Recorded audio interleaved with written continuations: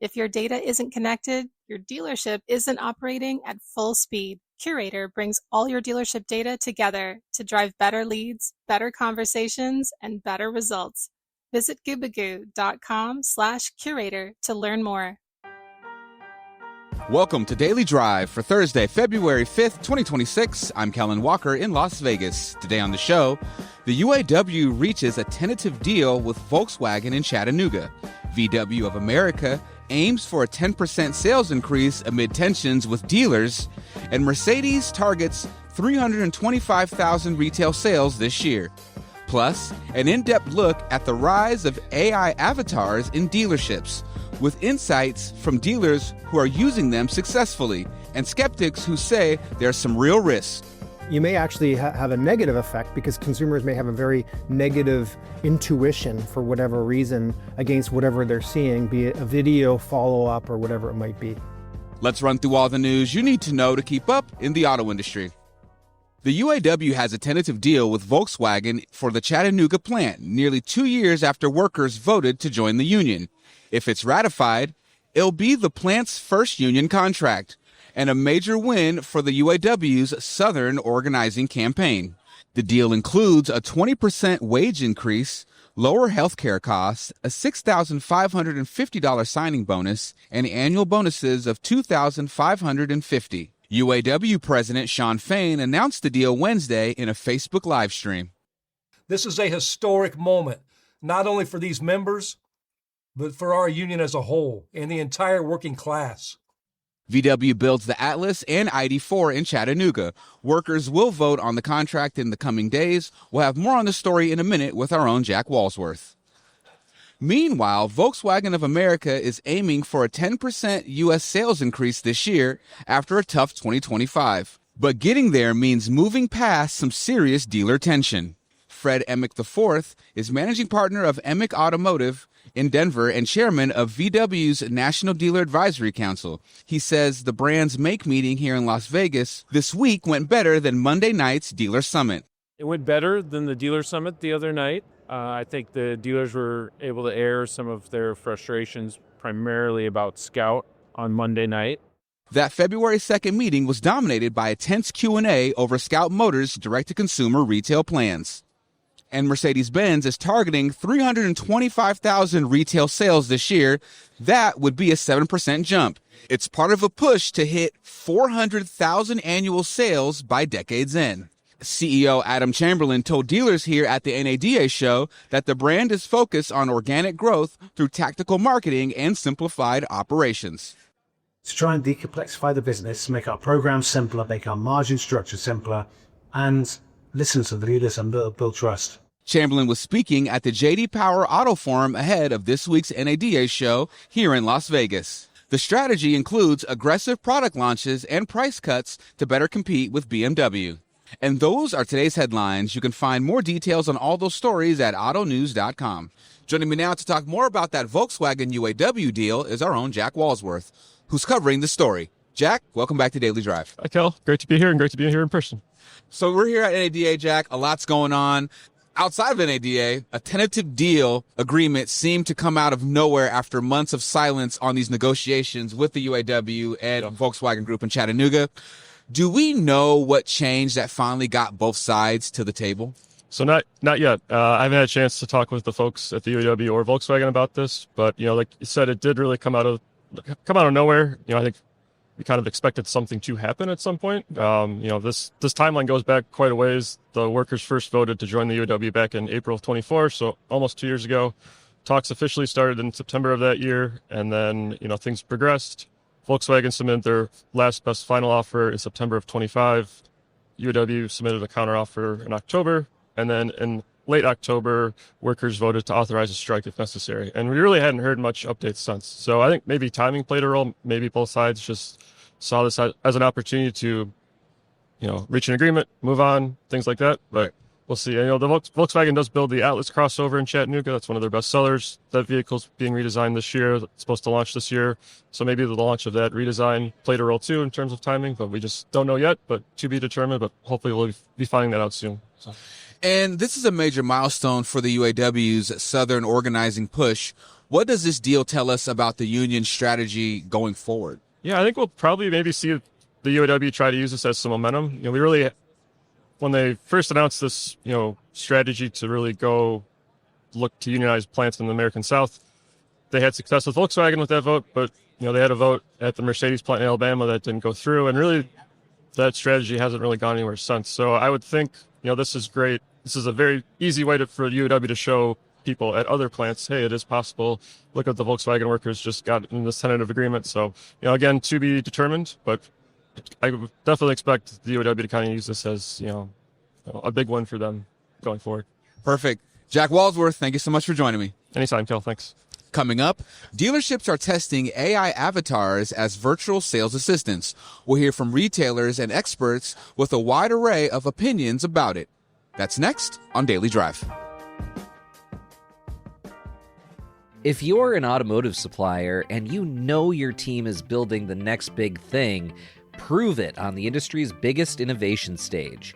Automotive News is now accepting applications for the 2026 PACE program.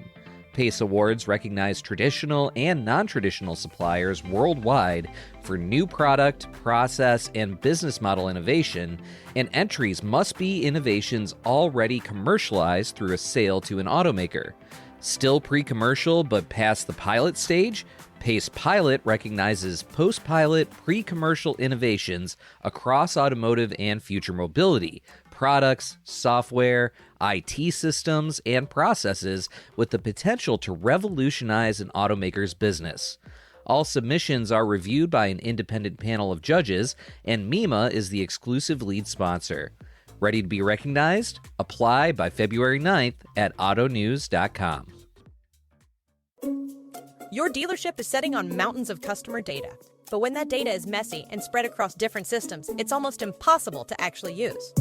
That's why Gubagoo developed Curator, the automotive industry's first unified intelligence engine.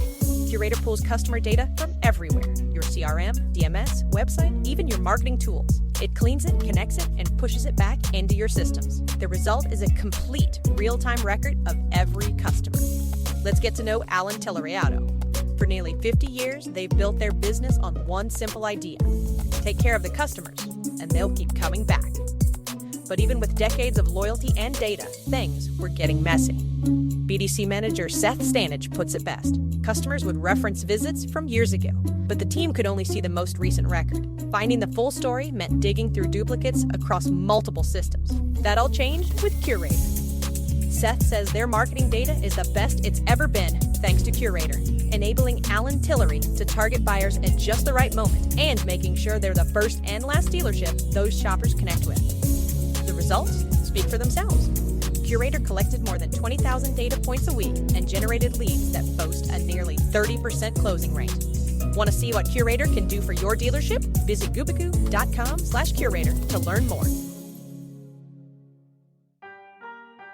Welcome back to Daily Drive. I'm Kellen Walker. Dealerships are starting to experiment with AI avatars to help with customer sales and service.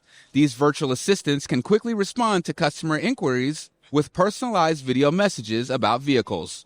Our own Jake Neer spoke with Automotive News retail tech reporter Mark Holmer about how this technology works and what it means for the industry. Mark Holmer, welcome back to Daily Drive. Thank you. Pleasure to be back. We recently met Megan and Lauren. I'm Megan, your virtual sales assistant here at Rorman Indy Honda, reaching out on behalf of Lamont Hawthorne. I'm Lauren, your AI video agent here at Rorman Indy Honda. I saw your interest in the 2026 Honda Civic. Keep watching for a quick showcase and contact us anytime to schedule your test drive. Megan and Lauren are not people. They are AI avatars. Now, explain what exactly is an AI avatar and how does it work? Like, what are they being used for? Megan and Lauren are part of a collection of avatars developed by a company called Co-Video, which does video that dealerships use to send out, for sales leads, to send out of prospective cars or whatnot. They've been around a long time, but they've now jumped into both the AI and the avatar space.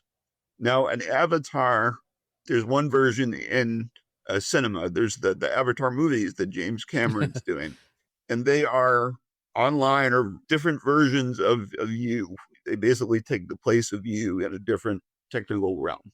And for this, it's more targeted. It's basically, in theory, they could be of an actual salesperson, but they're basically meant to be sales assistants that help the salespeople do their jobs. And how does the customer actually experience this? Walk me through what happens when someone, let's say, inquires about a car. Well, as they've been testing, because this has been in beta testing for a while, they're basically meant to help salespeople respond quickly to inquiries. So a salesperson may call, or they may email, or they may text a dealership saying, "Hey, I saw you have this kind of car. It looks great. Can you tell me more?" So what they would typically do is to go out into the lot and film a video of the vehicle, send it back, and take all this time. But this is designed to expedite that process a lot more. So once that inquiry is made, the salesperson could trigger the avatar programming. And the avatar, which is driven by multiple forms of AI, then compiles a response saying, thank you for inquiring. You're going to be working with salesperson X. The video would also then have the car and any other extra details. But the presentation is shockingly real. Other than I don't think avatars blink really, but it's a real person in all but reality. And the person stands there with poise and grace and talks about the dealership, the car, and what's going to come next. So, Mark, you spoke with the CEO of Covideo, Craig Zeichus, about what goes into making sure these avatars are palatable, really. What did he tell you? Well, it's not unlike what they've been doing with generative AI, which was the biggest thing not even 2 years ago, and AI agents, which built on generative AI over the last year and a half. Here's what Craig had to say. 6 months ago, when we said we think this is ready for prime time, we felt pretty good about the technology. But there were things that needed to evolve. We need to get really crisp in making sure that the avatar seemed real, the voice and the image, matched well. We needed to make sure that when we pulled information about the vehicle, that the information and the synchronization of the talk track and the music and the images that we were pulling from the website were all coordinated in a way that it felt like the buyer was immersed in a very professional, highly detailed brand engagement from the dealership. And so there was a lot of optimization bringing all these technologies. There might be 10 to 15 different AI technologies that come to bear to do what we need to do to help a sales associate in our dealerships actually engage their buyer effectively. So, Mark, for those of us who are sort of casual observers, this sort of feels like it's coming out of nowhere in many regards, but you also note in the story that there are multiple companies that are racing to launch this technology at this point. What's driving that effort to get these things deployed and make it part of the normal dealership experience? I think there's certainly a wow factor, but it's also that AI advances are accelerating.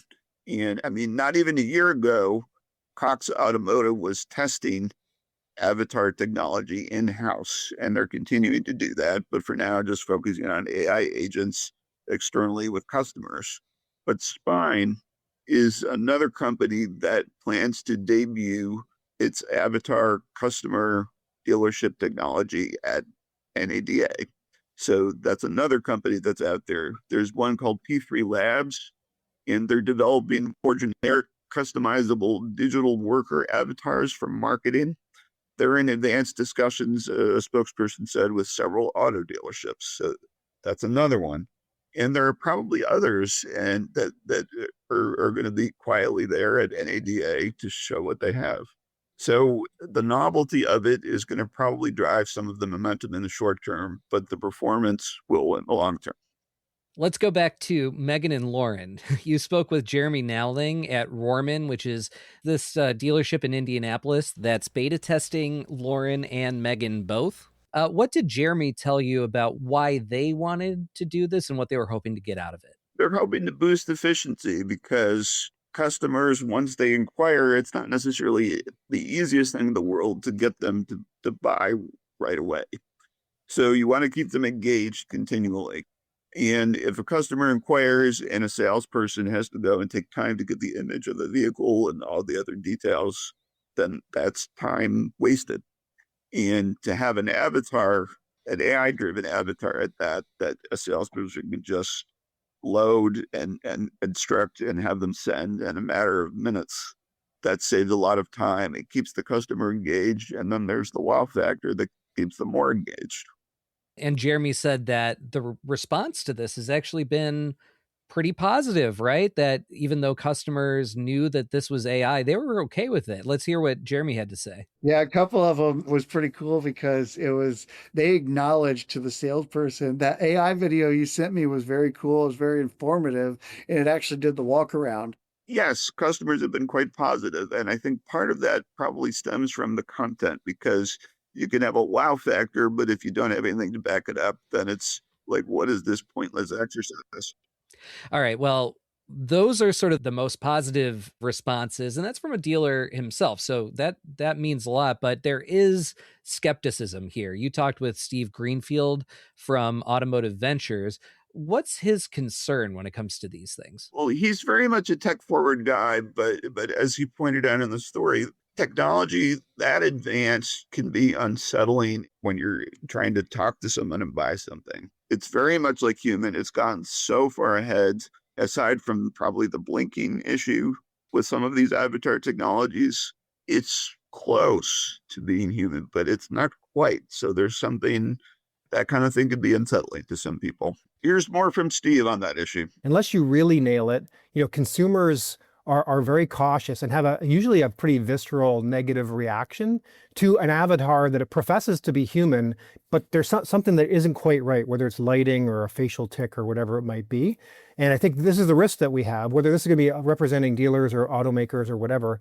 You're professing, without really good disclosures, to having something that simulates a human, and you may actually have a negative effect because consumers may have a very negative intuition for whatever reason against whatever they're seeing, be it a video follow-up or whatever it might be. It's the uncanny valley terminology is what comes to mind, right? I think so. Yeah. So, Mark, there might be some real risk here if dealerships get this wrong. Is that right? There is, because if you end up turning off customers, then those are sales lost. I mean, plain and simple. I think older customers may find that more unsettling. Younger ones may be used to it because versions of avatars have been used in other industries online for some time, more rudimentary, not terribly advanced. So younger consumers are more accustomed to this kind of thing. I'm Gen X. I'm probably one of the first generation that played video games and played some of them online. And so some of these things feel natural to me, but the avatar takes it to a whole new level. So not everyone's going to love it. I got to also wonder if there's concern from the workforce that this could replace salespeople. Is that something that you've heard? That's a universal concern about AI, and that might be a longer term thing to worry about. But what's being pitched at Rorman is that this is a tool to help existing salespeople be more efficient and close sales more smoothly and more quickly. But the flip side of that is maybe they don't hire more or additional salespeople, because if the ones they have can do more sales, then they're fine without bringing in more people. All right. So last thing, let's come full circle here and talk again about Megan and Lauren. Which one of these avatars did Rorman choose and why? Rorman chose Lauren for this particular store where they tested. And because she had a little more energy was the perception, and just basically fit more culturally with the dealership and its clientele. But Jeremy says this may not be the end of the road for Megan. Across our group, we currently have an AI that's a sales AI with Impel that responds to the customer. And that name is already Megan. So what we'll do as we continue to launch this and scale it out is we will change our sales AI name from Impel, and we'll mirror that with the avatar's name of Covideo. So the consumer, from their standpoint, it looks like it's the same person that's following up in the sales AI thread that's also sending them the video. We'll have 20 different avatar names across our group. All right. Well, I got to say, Mark, even though she's not real, I'm happy for Megan. She's the story is not necessarily over, and maybe we'll see more from Megan. In Indianapolis, we'll see. I hope so too. I think everyone deserves a shot, and Co-Video is going to have displays showing off the technology, so check it out. All right. Yeah, we'll see much more of that at the NADA show in February. Mark, thank you so much for joining us on Daily Drive. Really appreciate it. My pleasure. And you can read all about this story and Mark's reporting on it at autonews.com. That's Daily Drive for today. I'm Kellen Walker. Thanks to Automotive News executive producer Jake Neer, as well as our own Jack Walsworth and Urvash Kakaria for their reporting for today's podcast. You can get the latest news on AI tech in dealerships, the deal between UAW and Volkswagen, and everything happening in the auto industry at autonews.com. Come back tomorrow for a conversation with Cox Automotive President Steve Rowley about how AI is transforming the retail landscape and what dealers need to know. The important thing here is to really make sure you understand it and you look at your systems and your operations and determine how can this be a part of my life. That's what's so important to do it early. We'd love to hear from you. Let us know what you think of the show and the topics we covered today. Send us an email at dailydrive@autonews.com or leave us a voicemail at 313-444-2774. And if you enjoy the podcast, remember to like, leave a review, and subscribe so you never miss an episode.